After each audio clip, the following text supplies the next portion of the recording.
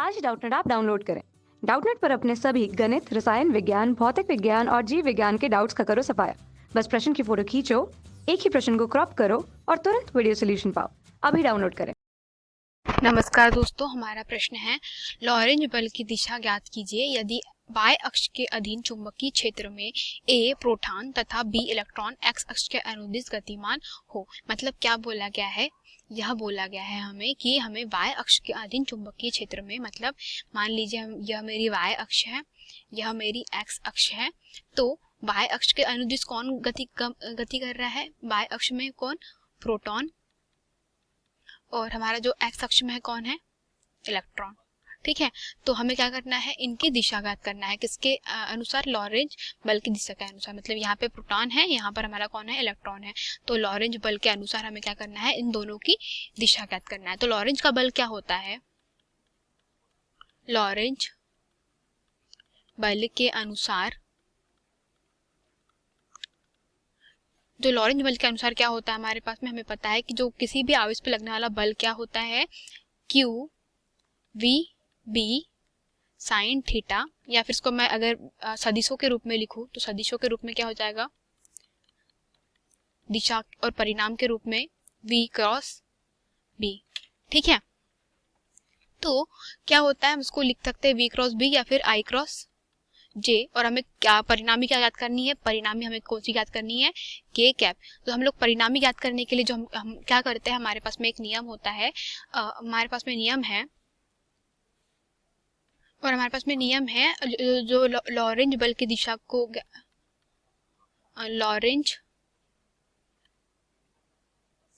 Lorentz बल की दिशा के लिए जो दिशा के लिए हमें फ्लेमिंग के बाएं हाथ का नियम या फिर हथेली के नियम का उपयोग करना होता है।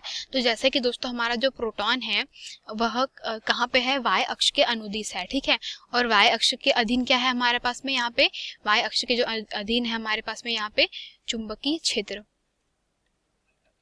चुंबकीय क्षेत्र। तो इस चुंबकीय क्षेत्र में क्या है, कौन है, हमारा प्रोटॉन है, और जो हमारे पास में हमारे पास में जो x अक्ष के अनुदिश है वो क्या है, मतलब हमारा जो इलेक्ट्रॉन है वो x अक्ष के अनुदिश चल रहा है। तो अब हमें क्या करना है, चुंबकीय क्षेत्र को y अक्ष से निरूपित करना है। जैसे हमें पता है कि फ्लेमिंग के बाएं हाथ के नियम के अनुसार क्या होता है हमारे पास में, ठीक है, तो यह रहा हमारा फ्लेमिंग का बाएं हाथ का नियम। तो फ्लेमिंग के बाएं हाथ के नियम के अनुसार यदि हम लोग हमारी तर्जनी, यह रही हमारी तर्जनी उंगली, मध्यमा, यह हमारी मध्यमा उंगली,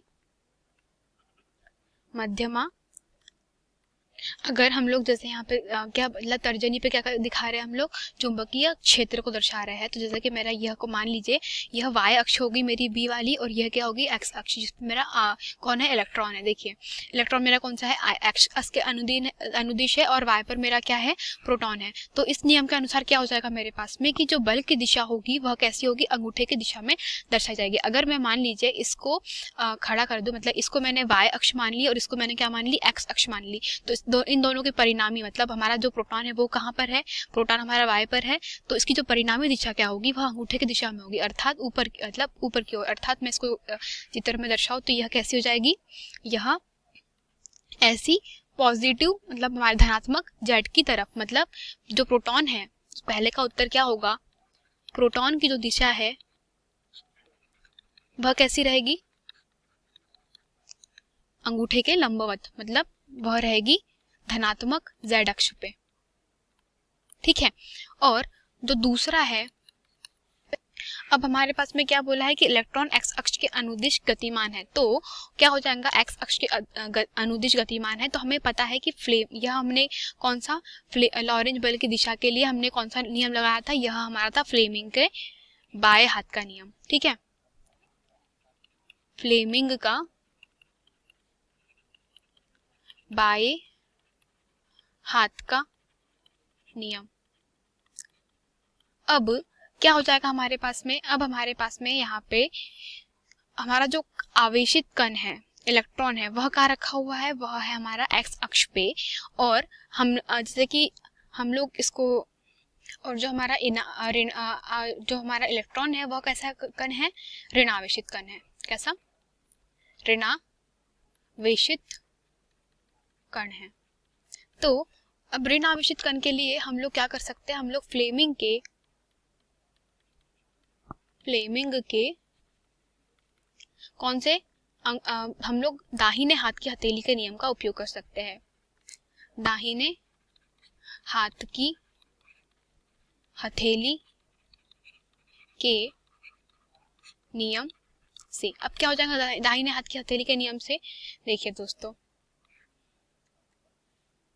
अब फ्लेमिंग के दाहिने हाथ के हथेली के नियम के अनुसार क्या होता है कि अगर हम लोग अपने अंगूठे को और जो हथेली को इस तरीके से मतलब इस तरीके से लंबवत रखे कि जो अंगूठा है वह किसको दिखाए, हमारे आवेश जिस दिशा में गति कर रहा है उसकी दिशा को, और जो हथेली है वह किसको दिखाए, मतलब जो हमारी जो उंगलियां है, ये उंगलियां है वह किसको दिखाए, वह हमारे चुंबकीय क्षेत्र की दिशा को दिखाए, चुंबकीय क्षेत्र की दिशा को दिखाए। तो इसके अनुसार क्या हो जाएगा कि जो हमारा मतलब जो हमारा जो बल है, बल कौन सी दिशा में लगेगा, हथेली के दिशा में बाहर की ओर। परंतु अगर आवेश कौन सा हो, ऋणात्मक हो, तो ऋणात्मक आवेश के लिए क्या करना होता है, हमें इसको उल्टा कर देना होता है। हमारी जो हथेली है, मतलब जो हमारा अंगूठा है, वह क्या हो जाएगा, इस दिशा में आ जाएगा और हथेली उस दिशा में, मतलब हमारा पूरा हाथ उल्टा हो जाएगा। तो इसके अनुसार क्या हो जाएगा, फिर जो बल है वो कौन सी दिशा में लगेगा, बल फिर उस दिशा में लगेगा, और हमारा अंगूठा कौन सी दिशा में हो जाएगा, अंगूठा इस दिशा में हो जाएगा, उंगलियां इस दिशा में हो जाएगी। ठीक है, ये रहा मेरा हाथ, माफ करिए मुझे हाथ मतलब इतने अच्छे से बनाते नहीं आता है, परंतु अगर मैं आपको दिखाऊं इस तरीके से तो आप इसको एक बार देख सकते हैं। ठीक है, तो यह मेरा जो है अंगूठा वो इस दिशा में हो जाएगा। ठीक है, यह लंबवत है, अंगूठा मैंने मतलब अब मैंने सीधे हाथ को क्या कर दिया, मेरा उल्टा कर दिया, तो यह मेरा जो अंगूठा है वो यहाँ से मतलब ये लंबवत हो जाएगा। तो ये जो ये है यह आवेश की दिशा को दर्शाएगा। ठीक है, और जो मेरी जो उंगलियां है वह किसको दर्शाएगी, यह दर्शाएगी मेरे किसको, चुंबकीय क्षेत्र की दिशा को।